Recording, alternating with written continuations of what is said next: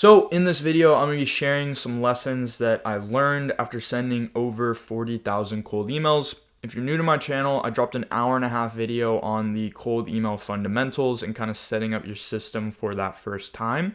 So if you haven't seen that yet, I recommend watching that after this. And without wasting any of your time, let's get in. And just to give you some preface, these lessons are not shared in any order. They are all equally good lessons in my opinion. So right here, we have lesson number 1. This one is very important, and it's multiple variables will determine your success.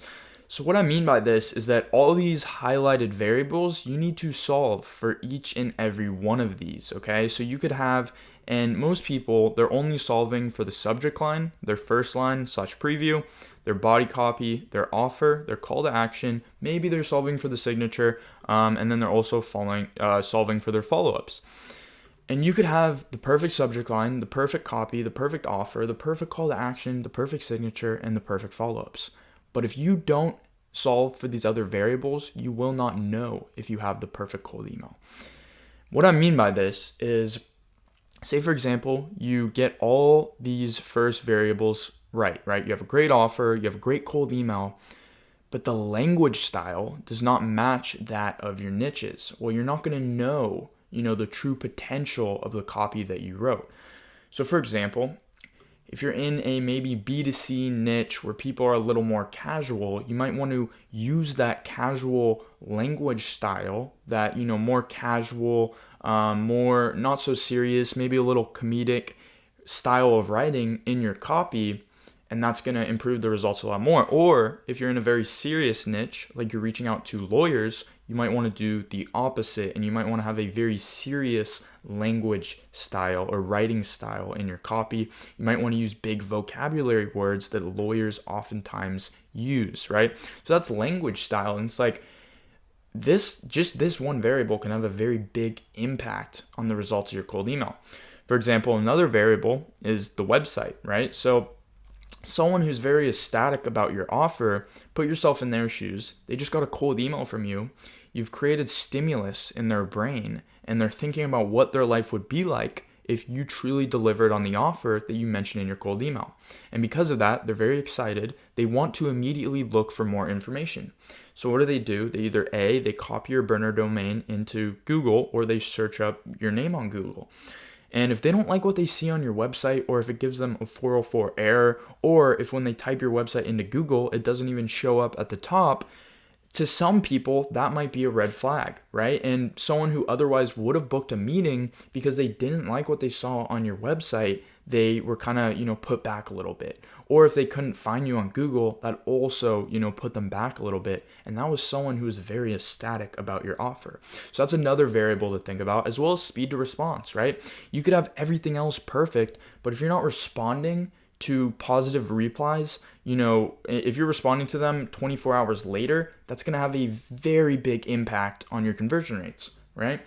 Lead source, you could have everything else nailed perfectly, but if you are trying to cut corners and scrape the cheapest leads, it's going to affect your results a lot, right? So you could have everything else perfect, the perfect offer, the perfect copy, basically the perfect cold email, but if you're sending that to low quality leads, you're not going to know that you have the perfect cold email. Deliverability practices, right? Doesn't matter if everything else is perfect. If it's not landing in the inbox, it doesn't matter. And then sending schedule, right? So, and this is very dependent on the niche again, but if you're, reaching out to a niche who's out in the field working all day, you want to be sending them your cold email when they're most likely looking at their inbox, right? You want your cold email to be at the top of their inbox when they're most likely to be looking at it. So if you're sending it to people who are out in the field doing work all day, maybe home improvement, something like that, you want to be sending it when they're off of work, right? So the sending schedule and the time and the day that you send your cold email, it plays a very big role in it. So instead of just trying to solve for your subject line, your first line, your body copy, your offer, your call to action, you need to be aware that all these other variables are playing a role in your results. So when you're solving for these variables, you want to apply the scientific method. You need to conduct your experiments in a controlled environment and only test one main variable at a time. It's funny. So I dropped out of college. Right now I would be in my third year of college. And the deeper that I get into business, the more I realize how stuff that, we learned in school or we would learn in school actually does apply to business. And this is why some of the best entrepreneurs like Elon Musk, they were engineers. And they apply this multidisciplinary thinking to their business, and they're running laps around the competition. So the more I get into business, the more I actually start learning about stuff that I otherwise would have learned in school, which I just think is funny. But you want to learn the scientific method and you want to apply it to cold email. So you want to use spreadsheets to track and analyze your experiments with extreme accuracy, and you only want to test one of these main variables at a time, right? So running an A/B split test, that's not the scientific method, right? You need to make your test in a controlled environment, and you only need to test one main variable at a time, right? So say, for example, you want to, test everything where everything else is the same, but the only thing that you change across 3 different variations should be the body copy. And then once you get the body copy right, you can leave that how it is, leave everything else how it is, then you can start testing your offer, right? So you want to test one variable at a time in a controlled environment where everything is the same. And you want to track and analyze the data of each of these tests. And yes, this can take a long time, but this is how you really find the best cold email and get these incredible results, okay? So the cold email scientific method, it looks something like this. So you have a hypothesis that, you want to test something for one of these following variables. You test that hypothesis, you observe it, right? You leave it, you give it some time in a controlled environment, and you track and analyze the feedback from that test. And then once you have, tracked and analyzed that feedback, you can iterate on that feedback and you can make the necessary adjustments that you need to make based off data, not based off emotion, not based off guesses, based off cold hard data. Once you have that data and you iterate on it, then you just redo the process and you keep doing this until, you get the results that you want, or until, you find the perfect combination of all these variables that you tested individually in a controlled environment. You might be thinking this is unnecessary, but the people who are getting the best results in cold email, this is how they are, conducting their test. And the majority of people are just doing split tests in completely different environments, testing completely different variables. And it's not that you can't get good results by just kind of winging it like that, but if you want to get the absolute best results possible, you need to do this. And in some niches where cold email might be a little bit harder, you really need to stick to this. And a lot of people, they'll see a cold email working for someone else in their niche, and then they literally use the exact same cold email, and it doesn't work for them. This is why it doesn't work for them, because some of these variables are different from that other person that they're copying. And then they say, oh, cold email doesn't work for me, it doesn't work for my niche. No, you're just not testing all these variables, okay? Lesson number 2, the 80-20 rule. And this is not how this is not in the context that the 80-20 rule normally is, but if you're sending 100 cold emails per day, 80 of them should be your top performing email that you found using the scientific method, and the remaining 20 should be used to test new angles and emails, okay? So basically, 80% of the, your total sending volume should be what is working best that you found from conducting tests. And then the other 20 should be used for testing, right? So say, for example, that I'm sending 1,000 cold emails per day. That's my sending volume. 800 of those emails will be what I already know is working. And the other 200 emails per day, I'm going to be used to conduct new experiments and new tests. And then as soon as you find a new top performer with the 20% of sending volume that you're using to test, you're going to swap it out with the 80. So this way you're always looking for that new top performer, and you're always constantly improving those positive reply rates, improving those conversion rates. And unfortunately, no cold email lasts forever, and you will need to come up with new winners every 30 to 90 days. So, when you're constantly looking for that new winner to replace the current one, you don't have to worry about when, your current top performer does stop performing.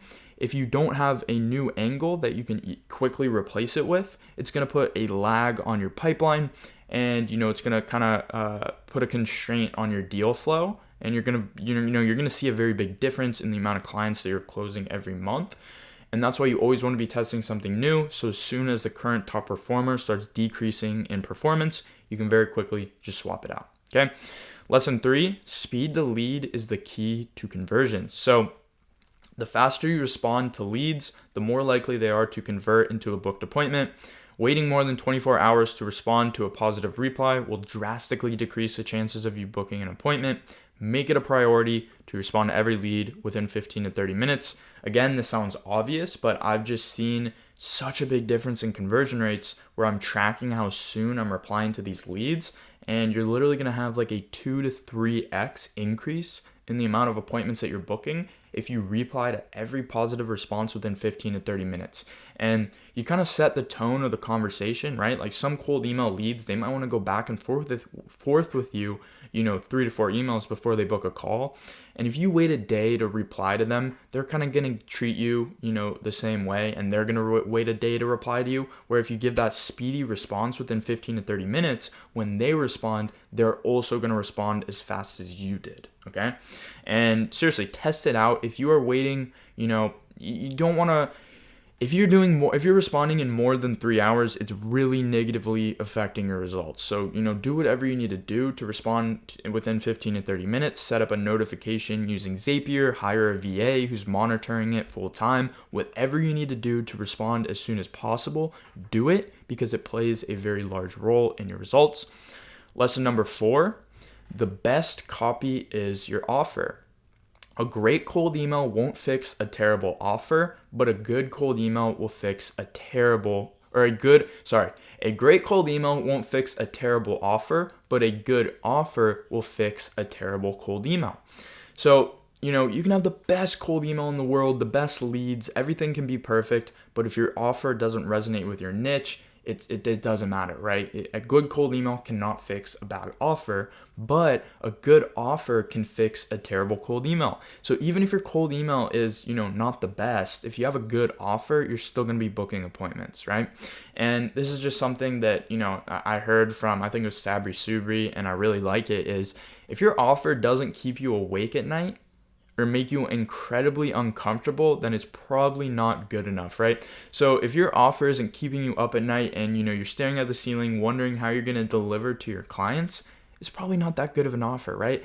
And making incredibly risky and big offers, it forces you to innovate and it forces you to get your clients those results. So it is in the best interest of yourself and your clients for your offer to make you uncomfortable and to keep you up at night, okay? So if your current offer does not keep you lying awake, eyes wide open at the ceiling every night, probably need to go back to the drawing board, okay? So lesson number 5 is comedic follow-ups, and some of the best results will come from creative ideas that most people wouldn't think of. Don't be afraid to use comedy and memes in your follow-ups. If you can make somebody laugh, they will be much more open to getting on a call with you. This can be done through using GIFs or cracking jokes. Here's an example of a funny follow-up. I got this from Nick Cosman. So instead of doing a regular follow-up, which some people will just kind of look over, you can do something like this that will make them laugh. And because you made them laugh in that moment, you gain influence over their attention. And just because they laugh, they're going to say, okay, well, I'll give this guy some of my time just because you made him laugh, right? It's kind of the principle of reciprocation. People oftentimes think that value only comes through information, but value can be delivered through entertainment and, making people laugh, right? That's why comedians make a lot of money. So, hey, first name, or this is the follow-up. So, hey, first name, I met a girl this weekend and we really hit it off. She told me to give her a call. However, I'd rather talk with you. Are you still interested in a 15-minute chat? So that's one example of kind of using comedy in a follow-up. I really like this one. You can also use like GIFs. I see that happen a lot. Just anything that's kind of out of the ordinary from what other people are doing that will make the prospect laugh. And because they laugh, people who otherwise would have just scrolled right past your follow-up, they end up booking a call with you. And again, you have to understand your niche, right? So if you're in a niche where people are super serious, you might want to kind of lay back on how deep you go with the comedy. But if you're in a casual niche, or if you're in a niche where people will appreciate it, it can be 10 times more effective than a normal follow-up. So lesson number 6, follow-ups increase monthly recurring revenue, okay? So if a lead replies positively, follow up with them until they book a call or they tell you to F off. I've booked multiple meetings on the 5th or 6th follow-up, and you'll feel like a hunter who has just followed his prey's footsteps miles through the jungle before finally sniping them.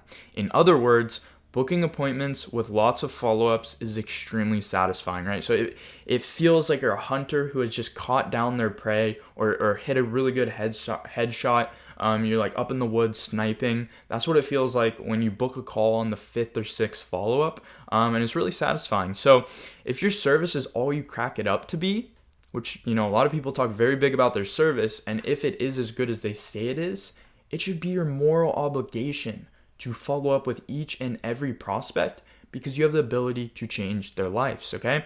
So if you give up after 1 to 2 follow-ups, you're leaving tens of thousands of dollars on the table for your competitors to grab. Most prospects will actually thank you for following up with them. They didn't not respond because they weren't interested. They didn't respond because they genuinely forgot or something else grabbed their attention, right?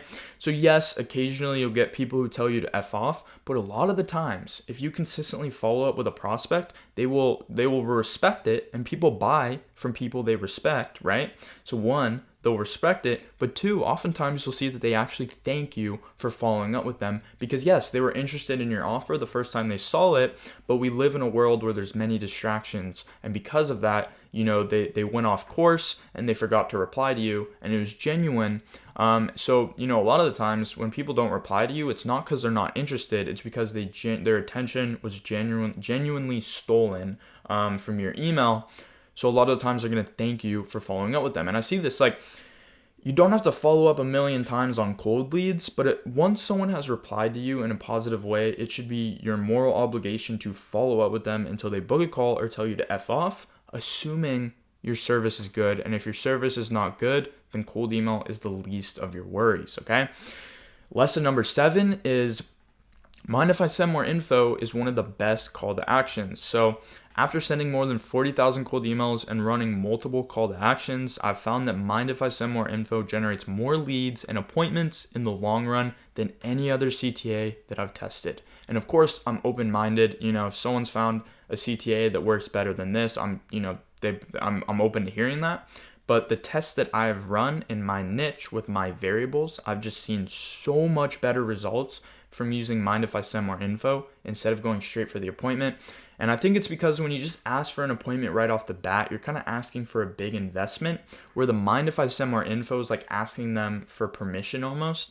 And because of that, it's very frictionless for the prospect to just say yes. And then once they've said yes, they're invested in the conversation. And once a prospect is invested in the conversation, their chances of booking an appointment is increased by a lot. And because of this, not only do you book more appointments, but you just collect a lot of leads, and you can continue to follow up with these leads. You can send these leads into a warm retargeting audience. There's just a lot that you can do.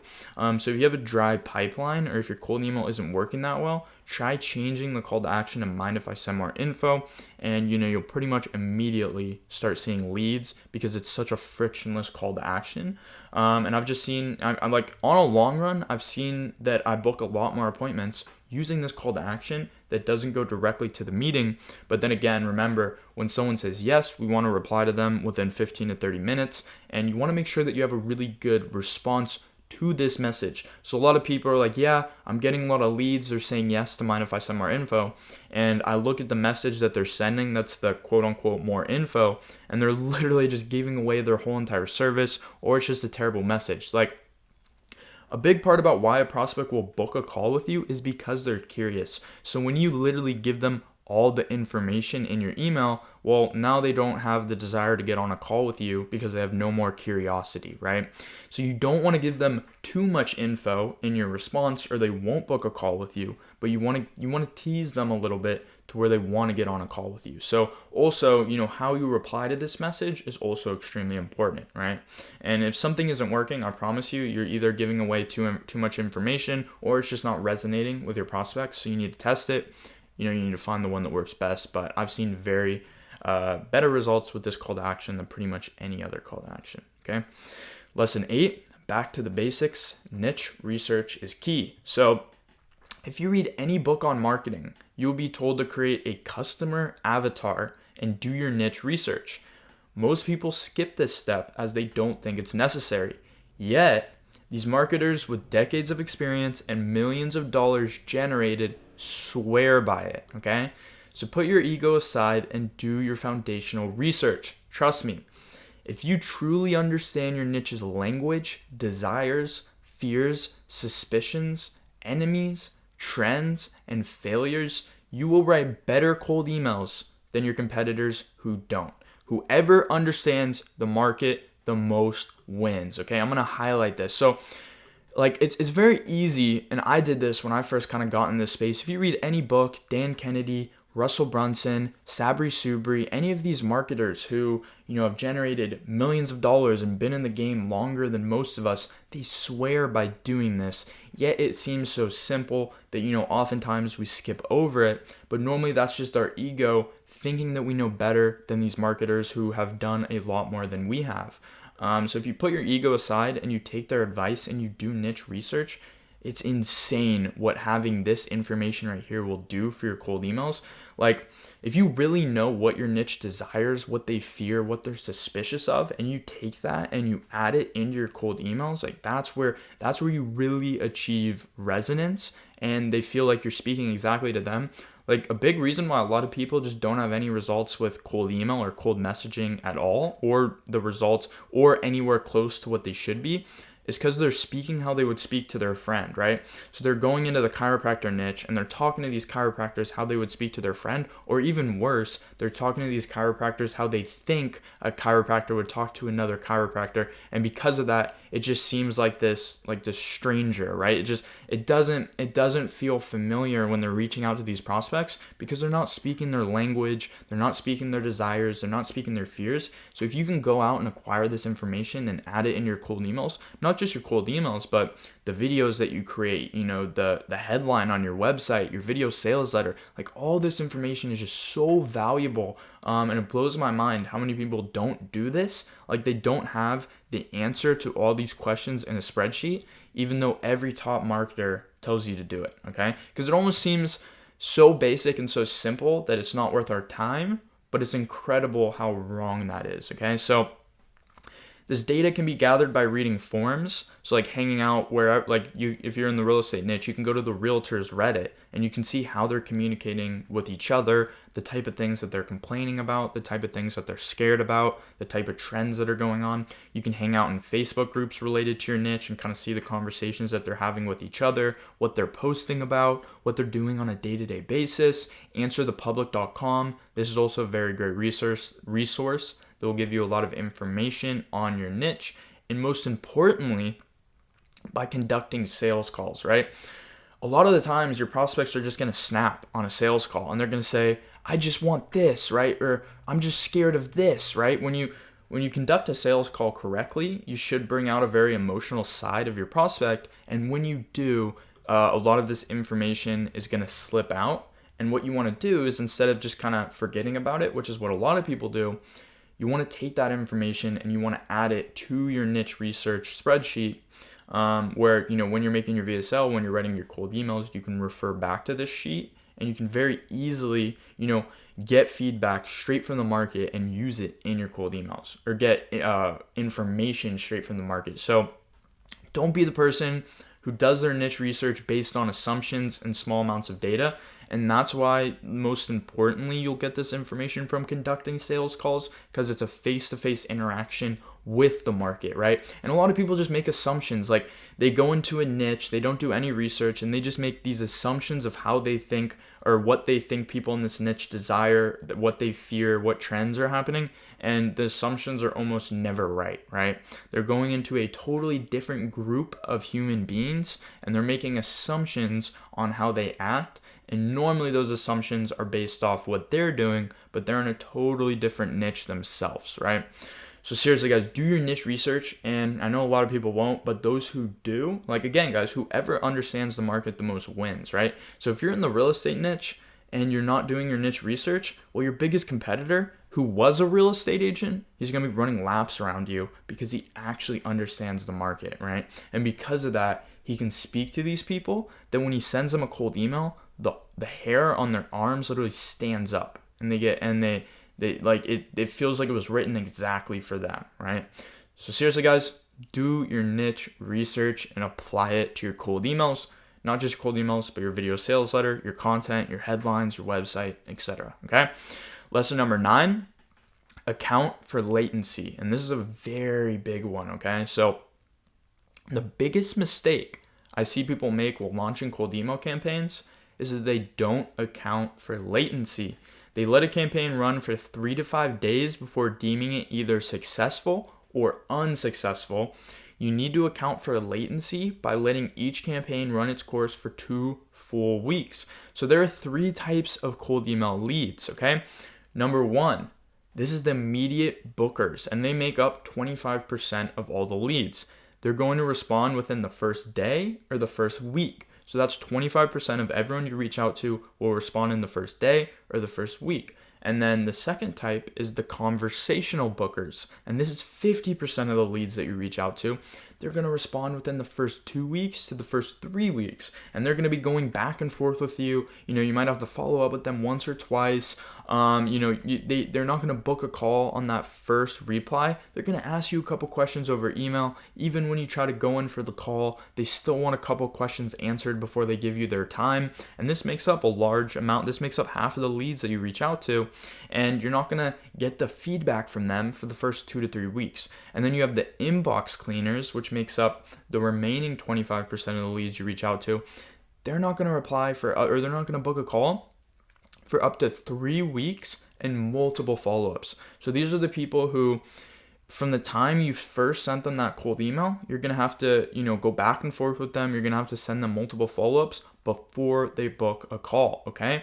So you guys can see, only 25% of the leads that you reach out to are going to respond within the first day to the first week. And this number, this is like a rough idea. I got this from Michael Gardner, but depending on your niche, some niches don't check their emails as often as others. So in some niches, these numbers might be, or these time frames might be even longer, okay? So when you launch a cold email campaign and you judge the results based off 3 to 5 days of data, it's completely inaccurate of what the campaign will actually look like because you're not accounting for the latency of the conversational bookers and the inbox cleaners. So you want to let every test run for a minimum of at least 2 full weeks, ideally longer, to really get the data on what that campaign is going to be like. So for example, my campaign that had a 10% reply rate, it had a 3% reply rate in the first 5 days. So if I would have turned it off after those first 5 days, which is what a lot of people do, I wouldn't have seen the 10% reply rate that came shortly after, right? So you need to understand that there's this latency effect that happens while you're launching cold email campaigns. So when you're testing your hypothesis, you need to let it run its course for 2 weeks without touching anything, just making sure that you're responding and following up with all the leads so you can get the true data of that campaign. And the same is true for if you deem a campaign successful early, right? The same can happen on the opposite side of the spectrum where a campaign is doing really good the first 5 days, but then you let it run and that performance kind of slows down, right? So it's true for both sides, okay? So lesson number 10 is the biggest lever that you can pull is lead quality, and then as well as using filters. So there's kind of 2 lessons in one, but the first lesson is that the biggest lever that you can pull to increase the performance of your cold email campaigns is simply to increase the biggest lever you can pull to increase the output of your cold email campaigns is the quality of leads that you input to your cold email system. So make sure you're scraping leads from the highest quality sources and not cutting corners and choosing the cheapest or fastest source, right? So I see people brag about getting leads the cheapest or getting leads the fastest when what they should be bragging about instead is the quality of their leads, right? So it doesn't matter if you're paying a couple extra $100 to get your leads, it's going to increase the results of your campaign. Or it doesn't matter if it takes you a couple extra days to scrape your leads. If they're higher quality, you're going to get better results, right? So you shouldn't be bragging about having the cheapest or fastest lead scraping method. You should be bragging about having the highest quality lead scraping method. And that's going to have the biggest effect on the output of your cold email system. And if you're already scraping from high quality sources, then to increase the quality even more, you can add more applied filters to narrow down your search. So narrow down the search as much as possible and base your cold email on the exact search to achieve a higher resonance. So yes, it might take some extra work, but your increased conversions will be worth it and your cold emails will no longer blend in with the noise. For example, if I'm scraping Keller Williams realtors with 5+ years of experience in Los Angeles who went to Pepperdine, my cold email might be, right? So instead of just scraping for realtors with 5+ years of experience, I'm changing the company to Keller Williams. I'm changing the location to Los Angeles. And then if I'm on Sales Navigator, I can change the school that they went to Pepperdine. So that's a lot of filters, right? And yes, that's going to narrow down my search a lot. But because it's so specific, I can write a cold email that's designed for that exact person. And it might look something like this. So, hey, first name, already been a realtor for over 5 years. That's honestly impressive considering 87% of agents fail within the first 5. We help Keller Williams realtors in the LA area close an additional 3 to 5 transactions every month. And if we don't bring you at least 5 listing appointments within the first 30 days, you don't pay. Mind if I send more info? P.S. I noticed you graduated from Pepperdine. Go Waves, right? So this email is going to resonate with that very, very, very small lead group that we got to by applying a ton of filters. And because of that, the reply rate is going to be 30 to 40% because it's so specific. And they think there's no way this email was sent from some automated software, right? This is how you achieve the highest resonance. And yes, this is going to take you some more work because you're going to have to scrape all these very small lead lists that are very filtered down, but the increased conversions can be worth it. Now, depending on your niche, this might not be worth it for you. And I'm going to kind of explain in a lesson that comes later in the video how to kind of find the sweet spot for how, personalized you should go. But this is just an example of, we took all these filters that we got from our lead source and we narrowed it down to a very small group. Even if it's only 100, 200 people in that group, this message is going to book a lot more appointments than, and this is how you avoid blending in with the noise, right?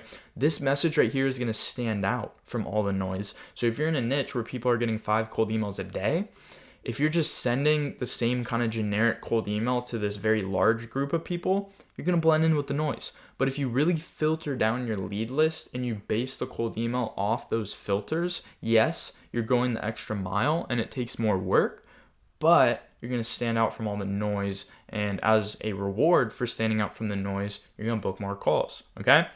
And this is just kind of a rough example. You see how I'm using the experience. This is a very good way to use the experience as like a personalized first line. And then also we help Keller Williams realtors in the LA area, location based. And then the PS is based off the college that they went to, okay? So lesson 11, yes, your website actually matters. For some reason, people in the agency space brag about not having a website or an online presence. I get the point. You can close clients without having a website or much of an online presence, but that doesn't mean you shouldn't. 10 to 30% of everyone you send a cold email to is going to paste your burner domain into search, Google your company name, or look you up on social media. If they get a 404 error code or can't find you online anywhere, it's going to stop them from replying to your cold email or booking an appointment.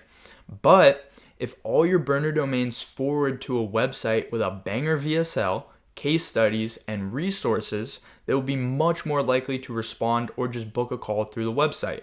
Or if they search you up on Facebook or LinkedIn and they see that you've consistently been posting valuable niche-related content and case studies, they will be much more likely to respond or just book a call through social media. Make sure to create a Google My Business profile and do what you need to do to get your website to the top of Google when someone searches your company name, okay?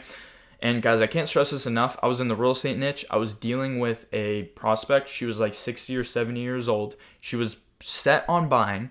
The only reason she did not buy is because when she searched for my agency name, it did not show up on towards the top of Google. Right? So some of these older buyers that, like, yes, it doesn't matter to us who are younger, but like some of your prospects, like this example, they might not buy if your website doesn't show up at the top of Google. To them, that displays, an untrustworthy company.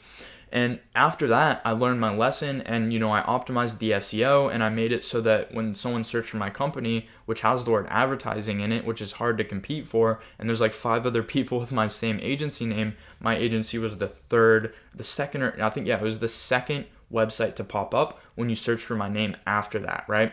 And so what you want to do is you have to realize 10 to 30% of everyone you send a cold email to, really it's like 30%. Normally it's in the higher numbers depending on the niche. They're either going to look up your burner domain, and that's why you want to forward it directly to a funnel that's well presented and gives them more information. Or if they Google your company name, you want it to show up at the top, but you also want to have a Google My Business profile, which adds to your credibility.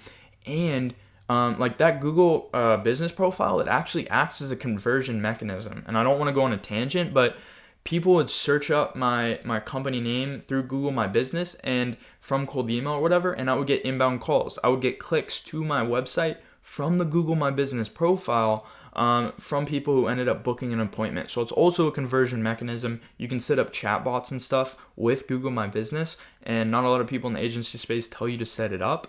It's actually very helpful, and it adds a lot. And you can have your clients who have a positive experience with you, they can add a review to your Google page and it'll show up on your Google My Business, which some of these older buyers who are more old-fashioned, when they Google you and they see that, it's very, it very positively affects their purchasing decision.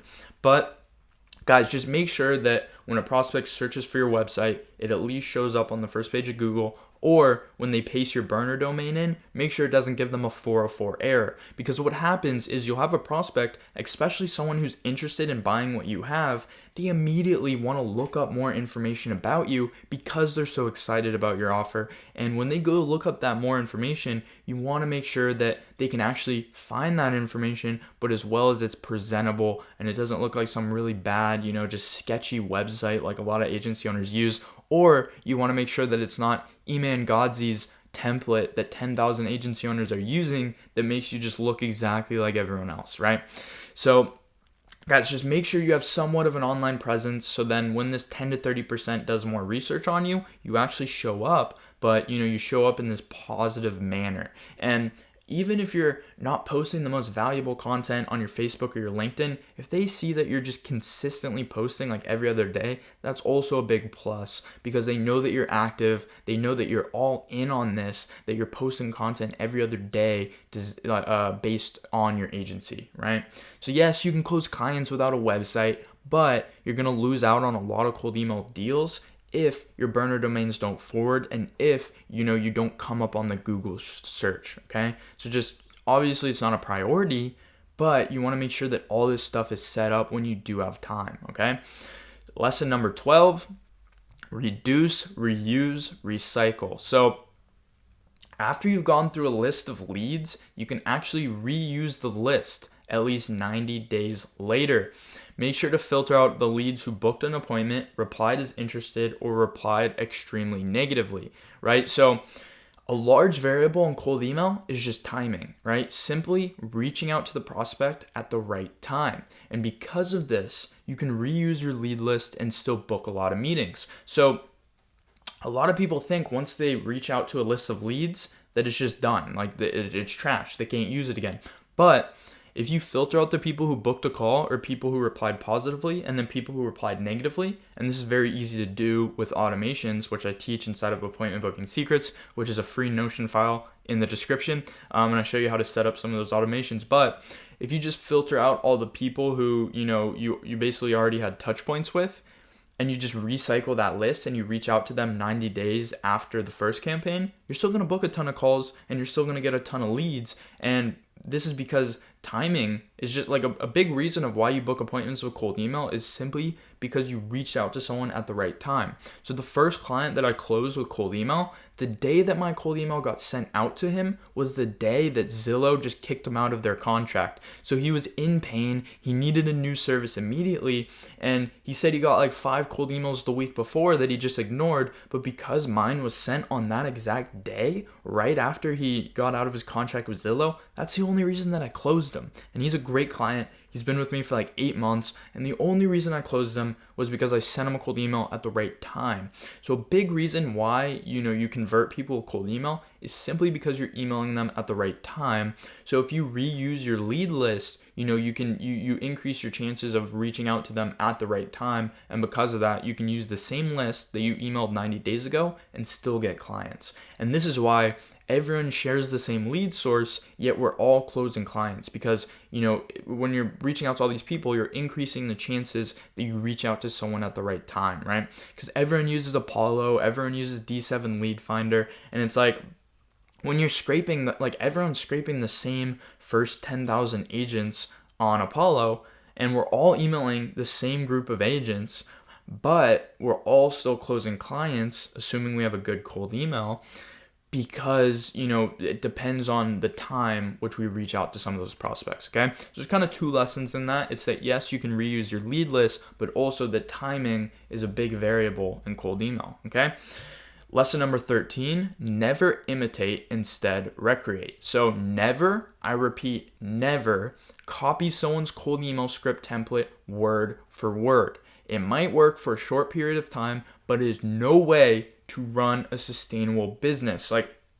It's absolutely ridiculous the way this space has gone, where people will take someone's cold email, copy it word for word, not change anything, and then they really wonder why it either 1, stopped working after a couple weeks, or 2, didn't work at all. And it's because they're copying it word for word, they're not using their brain, they're monkey see, monkey do.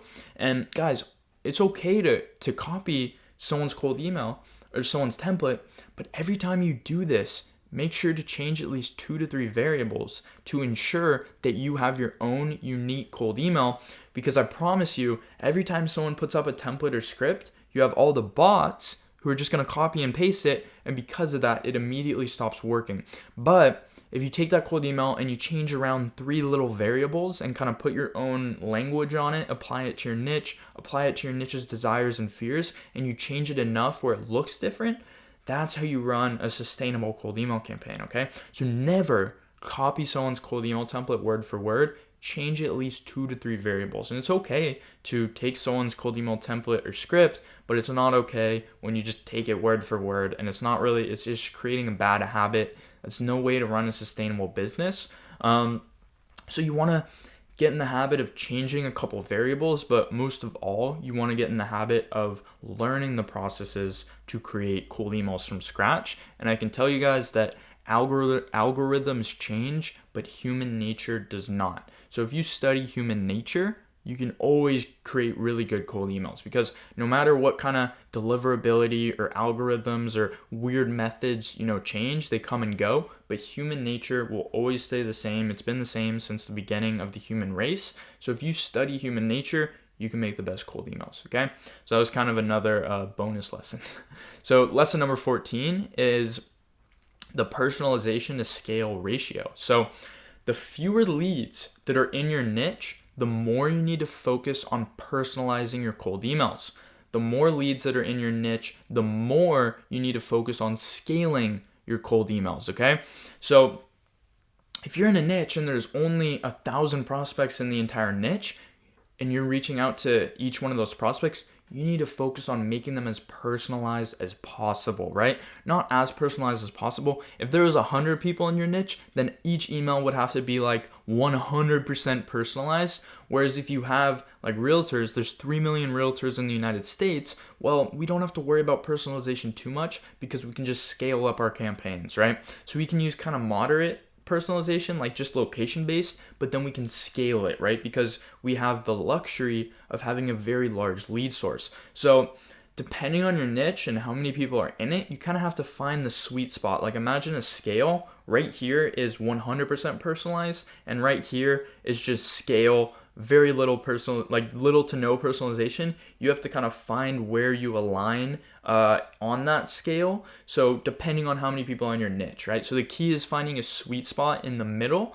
depending on your niche, where you can either send a couple hyper personalized cold emails or send, thousands of semi-personalized cold emails at scale, right? So simply put, if there's a lot of people in your niche, you don't have to worry about personalization too much. Obviously, if you can do it at scale, that's great. It will probably help you a little bit, but you don't want to be putting, extra money and extra resources into making it super personalized. If you have access to this large database, it's going to make more sense for you putting that money and resources into buying more domains and creating more accounts.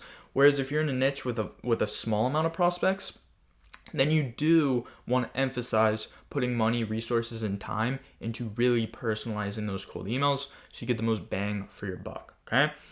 So lesson 15 is input equals output.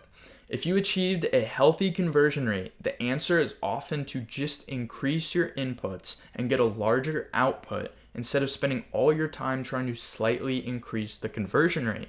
So, like guys, sometimes if you have a healthy conversion rate, like if you can book 1% to 2% conversion rate at scale, that's incredible, because data is really weird at scale. So if you're sending thousands of cold emails, like 1% conversion rate, that's incredible. Like that's such a good conversion rate if you're sending thousands of cold emails. So instead of just like focusing all your efforts and getting really frustrated trying to get that to 1.5% or 2%, just increase the volume. Like it just makes more sense at that point.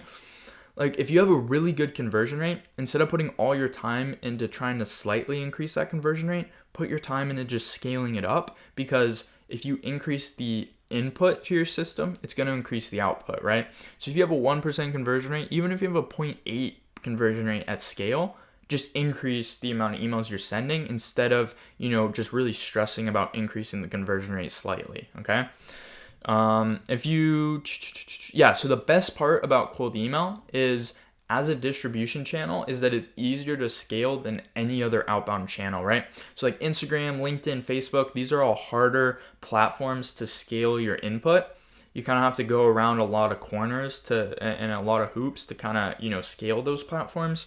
Whereas cold email is really easy to scale. It only takes like 6 hours, and you have, another 24 sending accounts set up, and those sending accounts will last you a while, okay? So simply put, scale when you find a winner, okay?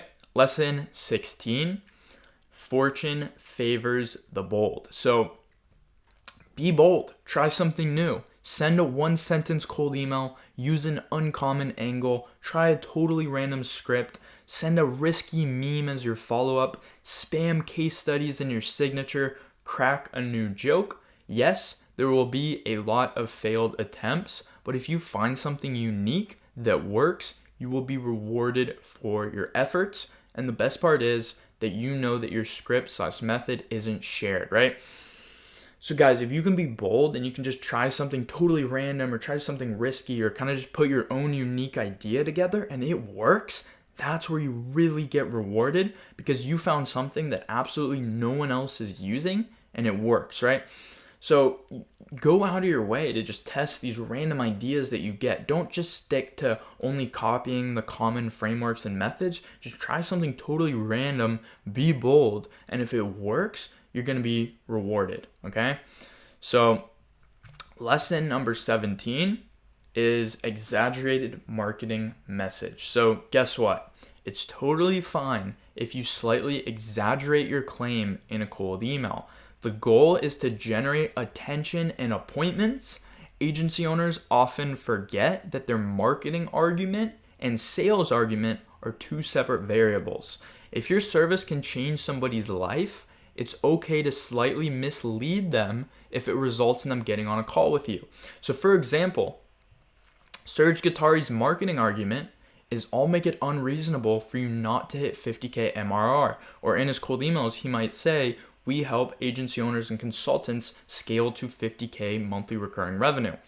This is not his guarantee. He does not guarantee $50,000 in reoccurring revenue. In fact, less than, maybe like 5 to 10% of people in this program, last time I talked to someone in there, that's what they said, are hitting that number.